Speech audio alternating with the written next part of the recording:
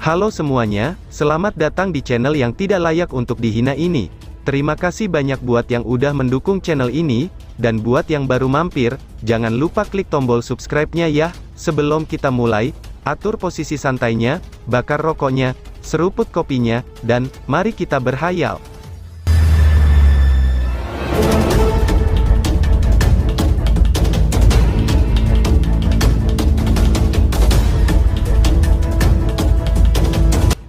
Kita lanjut ke alur ceritanya. Pertarungan berakhir jauh lebih cepat dari yang diperkirakan semua orang.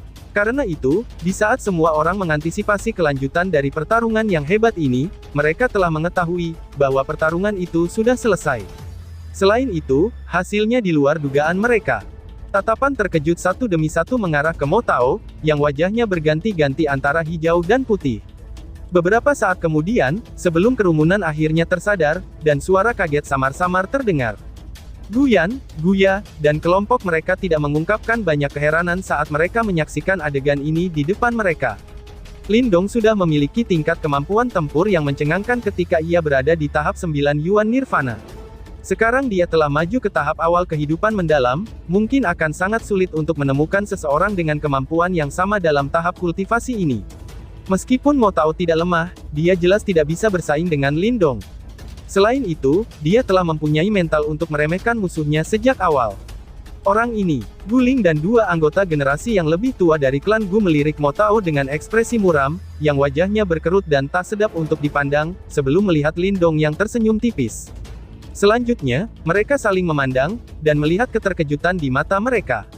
Meskipun pertukaran telah terjadi dalam sekejap, mereka masih bisa merasakan bahwa Lindong telah dalam posisi yang benar-benar dominan sepanjang pertandingan. Adapun Mo Tao, dia praktis telah kalah oleh Lindong. Individu superior dapat diidentifikasi dalam satu tatapan tunggal. Kami memang meremehkan orang ini, gumam Gu Mengki saat menatap aneh pada Lindong, sebelum tersenyum tipis. Sepertinya, apa yang dikatakan Guyan sebelumnya memang benar. Kemampuan tempur sejati Lindong memang melebihi kekuatan yang dimilikinya di permukaan. Tidak mengherankan kalau dia sudah bisa mengalahkan ahli pada tahap awal kehidupan mendalam, sebelum menembus ke tahap kehidupan mendalam, pikir Gu Mengki. Dia jelas menyadari kekuatan Mo Tao. Jika dia secara pribadi yang bertarung, meskipun dia bisa mengalahkan Mo Tao, praktis tidak mungkin baginya untuk mencapai kemenangan dengan cara yang mudah. Bagaimanapun juga, Mo Tao adalah seorang ahli di tahap puncak awal kehidupan mendalam. Nona Mengki, Paman Guling. Apakah kalian sekarang percaya dengan semua yang aku katakan? Senyum muncul di wajah Guyan yang dingin dan elegan saat dia berbicara. Setelah mendengar kata-katanya, Guling dan dua lainnya hanya bisa mengangguk tanpa daya. Mereka sudah menjelaskan sebelumnya, dan Lindong juga mengalahkan Mo Tao. Karena itu, mereka tidak punya apa-apa lagi untuk dikatakan. Tunggu, teriak Mo Tao. Saat mereka menganggukkan kepala, Mo Tao, yang masih memasang ekspresi jelek di wajahnya, akhirnya tidak bisa menahan diri untuk tidak berteriak, dia mengepalkan giginya, lalu mencoba untuk menjelaskan. Aku hanya sedikit ceroboh sebelumnya, ucap Mo Tao. Mo Tao, aturannya ditentukan olehmu. Jika kamu mengingkari syarat kamu sendiri, bukankah menurut kamu itu akan mencemarkan nama sekte laut bumi kamu? Ekspresi wajah Guyan berubah dingin ketika dia membalas dengan dingin. Mo Tao sedikit terkejut ketika pandangannya menyapu, dan melihat ekspresi yang agak aneh dari para murid Gu Clan di sekitar mereka. Ketika mereka memperhatikan tatapannya, mereka semua memalingkan mukanya. Setelah melihat adegan ini, Mo Tao tanpa sadar mengepalkan tangannya dengan erat. Dia melihat ke arah Guling serta dua tetua lainnya dan berkata, "Mungkinkah kamu benar-benar ingin seseorang yang tidak diketahui asalnya menjadi pembantu luar dari klan Gu kamu?" ucap Mo Tao. Uhuk-uhuk, Guling batuk-batuk, ekspresinya agak canggung. Hahaha, saudara Mo Tao, tidak perlu marah. Secara alami, semakin kuat pembantu dari luar klan Gu kita, itu akan semakin baik. Sebelumnya jika kamu telah mengalahkan Lindong, tidak ada yang akan bisa keberatan. Namun hasilnya sudah jelas ditunjukkan di depan mata kita. Karena itu, suara lembut Gu Mengki berisi nada yang agak meminta maaf saat dia menjawabnya.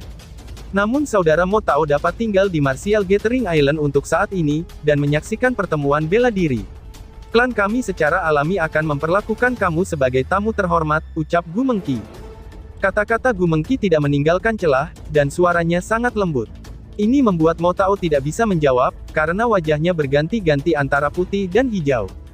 Setelah beberapa saat, dia dengan keras mengayunkan lengan bajunya. Senyum muncul di wajahnya ketika dia melihat ke arah Lindong dan berkata, "Oke lah kalau begitu, karena kamu ingin dia menjadi pembantu luarmu, aku akan menunggu dan melihatnya, apakah dia memiliki kemampuan sama sekali." Cui, pertemuan bela diri tidak akan menggunakan trik seperti ini, dan peraturan tidak akan mengizinkan trik murahan seperti itu. Ucap Guyan. Aturan-aturan ini kan ditetapkan olehmu.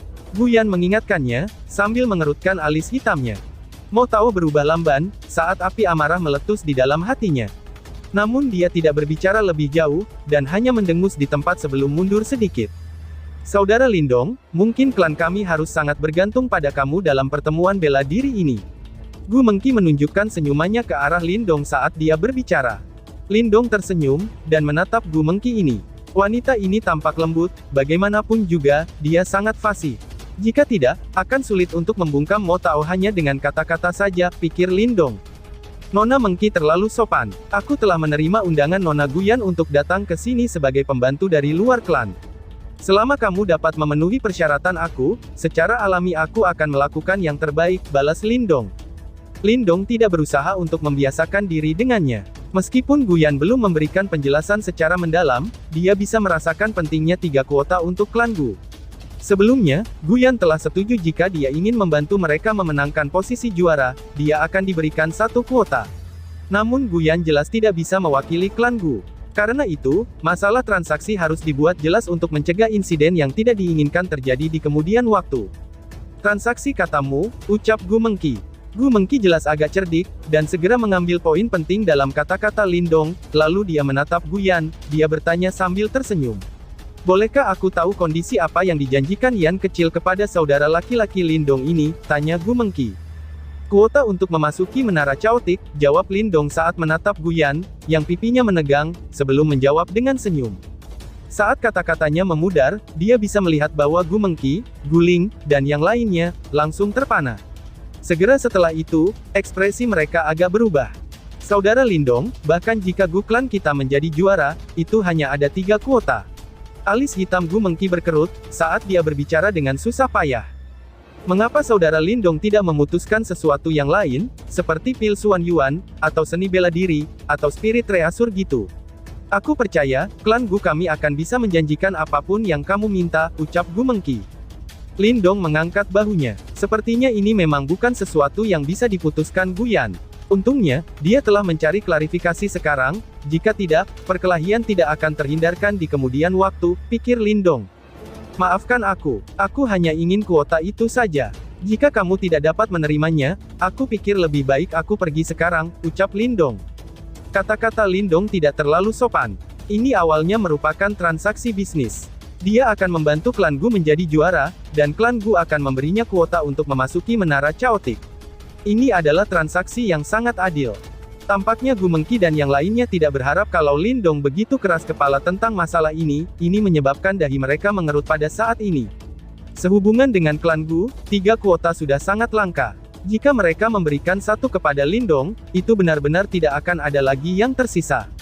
"Hahaha, nafsu makanmu tidak kecil. Nona Mengki, sepertinya kali ini kamu menemukan serigala berperut besar yang tak tertandingi."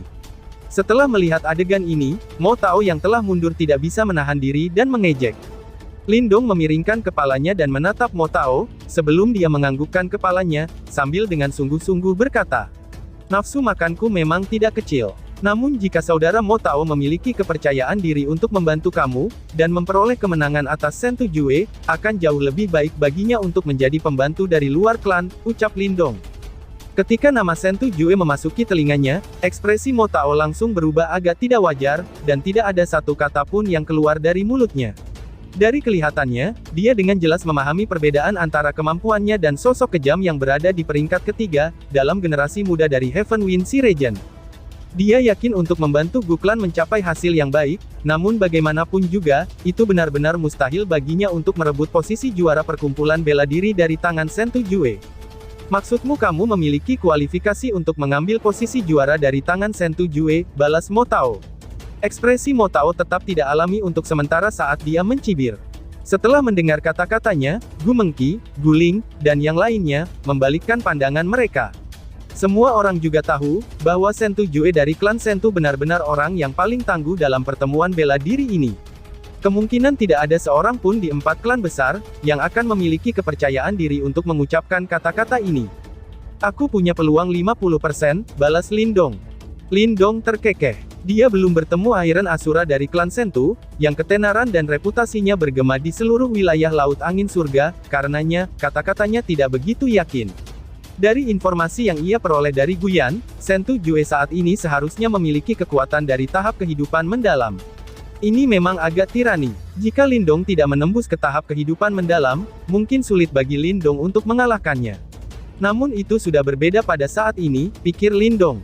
Namun meskipun peluang yang diberikan Lindong masih agak perlu untuk diperhitungkan, dia masih jelas merasakan pandangan tercengang dari kerumunan. Mo Tao bahkan kehilangan tawanya, saat ejekan memenuhi wajahnya.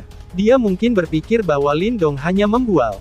Namun Lindong tidak keberatan dengan reaksi mereka, dan terus memandang Gu Mengqi dan yang lainnya, saat dia tersenyum dan berkata, "Aku sudah membuat semuanya menjadi sangat jelas. Terserah kalian sendiri, apakah kalian memilih untuk percaya atau tidak. Namun permintaan aku tidak akan berubah. Jika memang tidak memungkinkan, aku akan pergi sekarang dan tidak mengganggu kalian lagi," ucap Lindong. Gu Mengqi, Gu Ling, dan yang lainnya, saling menatap satu sama lain. Mereka benar-benar tidak dapat percaya, bahwa orang di hadapan mereka benar-benar berani mengklaim memiliki kesempatan 50% untuk mengambil posisi juara dari tangan Sentu Jue. "Kakak perempuan Mengqi, tolong percayalah padanya. Jika kami tidak dapat menjadi juara, kami tidak akan mendapatkan kuota satupun." Lebih jauh lagi, Lindong mengatakan dia tidak menginginkan hadiah lain. "Jika semuanya tidak berhasil, kami tidak akan menderita kerugian. Apakah kakak perempuan Mengqi benar-benar percaya, kalau hanya kekuatan kita saja, bisa menghadapi Sentu Jue?" Guyan berjalan ke sisi Gu Mengqi, dan berkata dengan suara rendah. Ekspresi rumit muncul di wajah Gu Mengqi, ketika tatapannya bertemu dengan Gu Ling dan dua tetua lainnya. Setelah beberapa saat, dia menjawab, "Saudara Lindong, kami tidak dapat memutuskan masalah ini. Mengapa kamu tidak beristirahat dulu di Pulau Martial Gathering terlebih dahulu? Sebelum dimulainya pertemuan bela diri, kami akan memberi kamu jawaban. Apakah kamu setuju?" ucap Gu Mengqi. "Baiklah kalau begitu, bagaimanapun juga, jika aku tidak menerima jawaban yang pasti ketika pertemuan bela diri telah dimulai, aku akan segera pergi," balas Lindong dengan senyum tipis. Gu Mengqi tersenyum pahit dan mengangguk. Hanya pada saat ini dia merasakan betapa sulitnya untuk berurusan dengan Lindong. Orang ini benar-benar keras kepala, gumam Gu Mengqi. Pertemuan 5 klan bela diri adalah peristiwa yang cukup besar di wilayah angin laut surga. Oleh karena itu, semakin banyak para ahli yang berkumpul di Martial Gathering Island di hari-hari berikutnya. Itu sangat spektakuler dan nampak sangat hidup, dan dari sini orang bisa melihat kekuatan dari 5 klan besar di wilayah laut angin surga. Namun sejak kedatangannya di Martial Gathering Island, Lindong tidak pergi keluar, dan malah memilih untuk diam-diam tinggal di dalam ruang tamu yang diatur oleh Gu Clan. Dia diam-diam berlatih untuk memadatkan Yuan Power yang tak terbatas dan sangat dangkal, karena peningkatan drastisnya setelah terobosannya.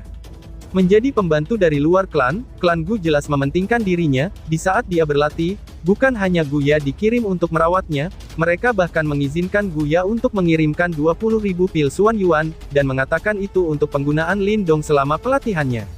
Tingkat layanan ini menunjukkan kemurahan hati klan yang hebat. Adapun pil Suan Yuan itu, Lindong tidak menahan diri, dan sepenuhnya menerima semua yang datang padanya.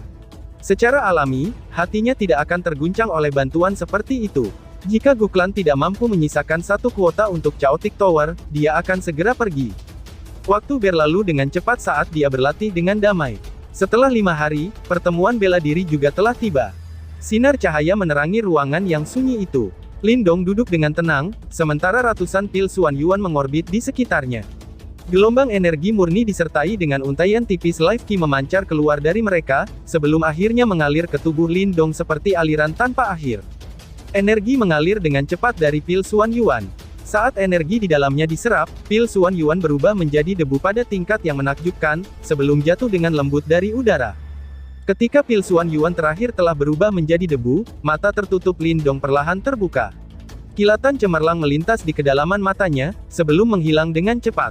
Berderak. Ketika sesi pelatihan Lindong selesai, pintu didorong dengan lembut, ketika kepala kecil muncul. Melihat bahwa Lindong sudah berhenti dari kondisi kultivasinya, gadis kecil itu tidak bisa menahan nafas lega, sebelum dia berkata sambil tersenyum. Kakak Lindong, kakak perempuan Mengki ingin aku membawamu ke ruang diskusi, ucap Guya. Oh, alis Lindong sedikit terangkat. Sepertinya klan Gu akan memberinya jawaban. Dia tidak tahu, apakah orang-orang ini akan lebih bersedia memberinya 1 dari 3 kuota. Jika mereka tidak mau, dia akan merasa sangat pusing. Lagi pula, tidak mudah baginya menemukan kesempatan untuk memperbaiki jimat batu, dan ia tidak ingin dengan mudah melepaskan kesempatan seperti itu. Ayo pergi, ucap Lindong. Lindong bangkit lalu tersenyum pada Guya, dan berjalan keluar ruangan. Kakak Lindong, ucap Guya, yang mengikuti di samping Lindong, berpikir sebentar, sebelum tiba-tiba berbicara dengan suara rendah.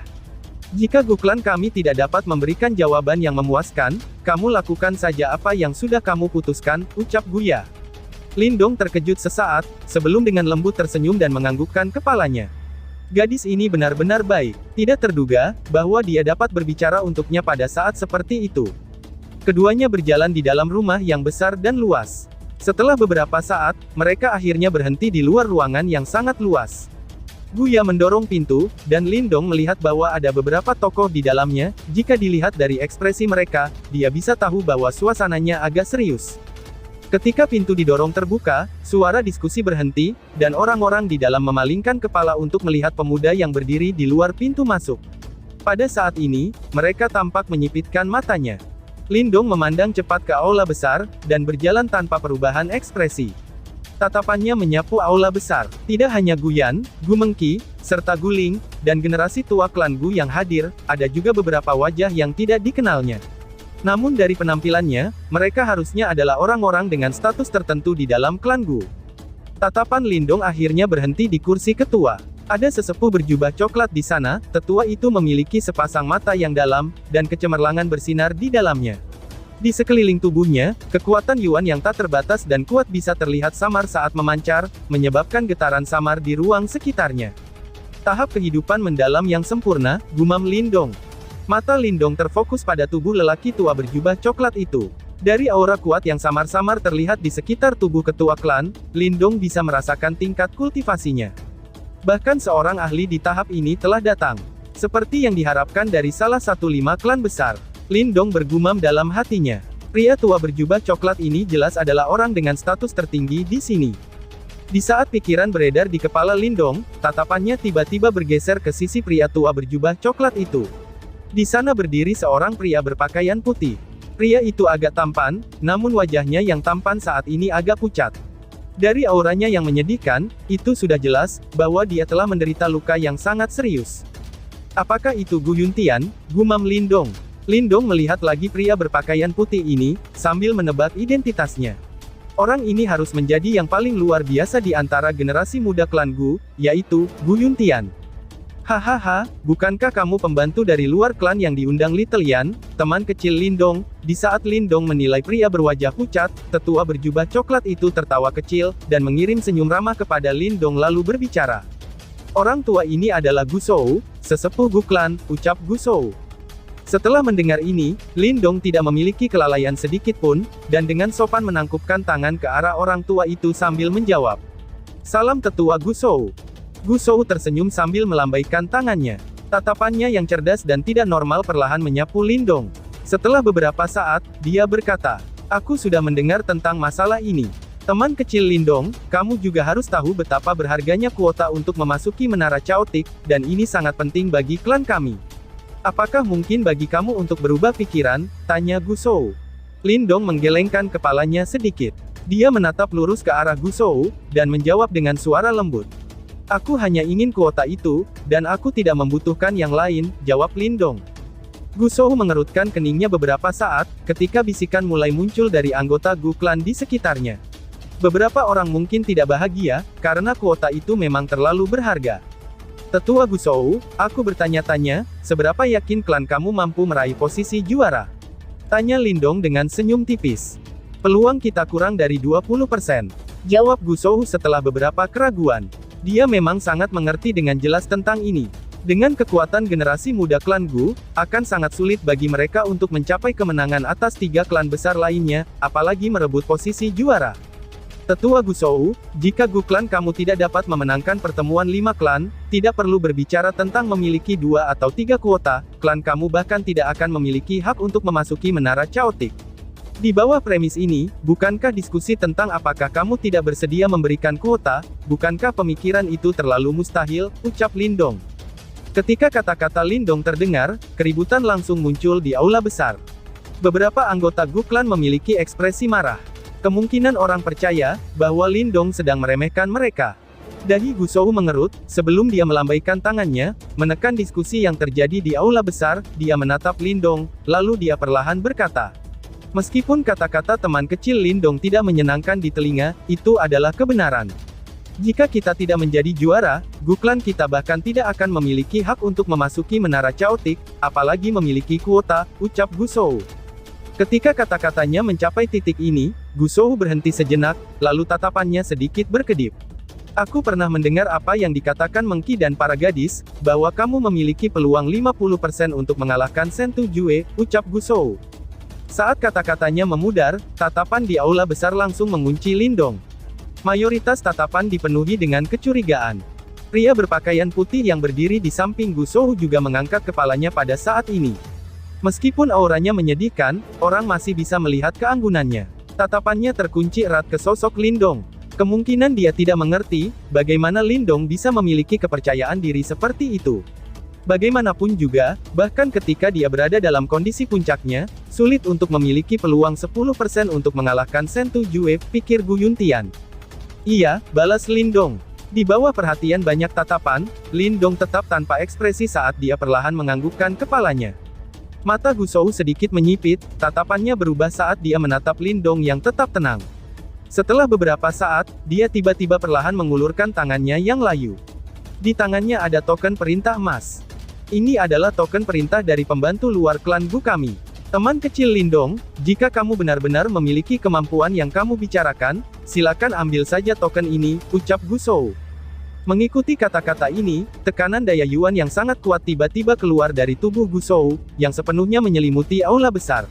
Di bawah tekanan ini, ekspresi beberapa anggota Gu Clan berubah agak suram, tubuh mereka merasa seolah-olah dihantam oleh gunung yang berat, dan tidak mampu bergerak bahkan 1 inci pun.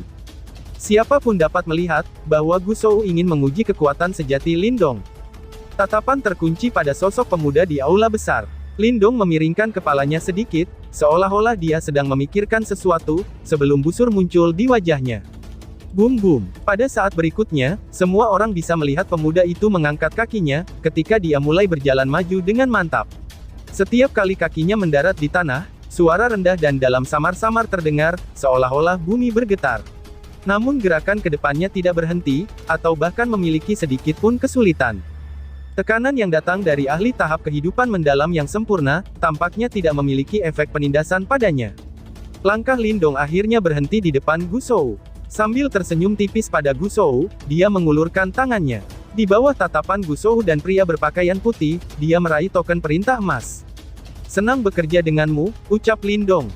Lindong mencengkeram token perintah di tangannya, sebelum dia mengangkat kepalanya dan tersenyum pada Gusou, lalu bersambung. Sekian dan terima kasih banyak.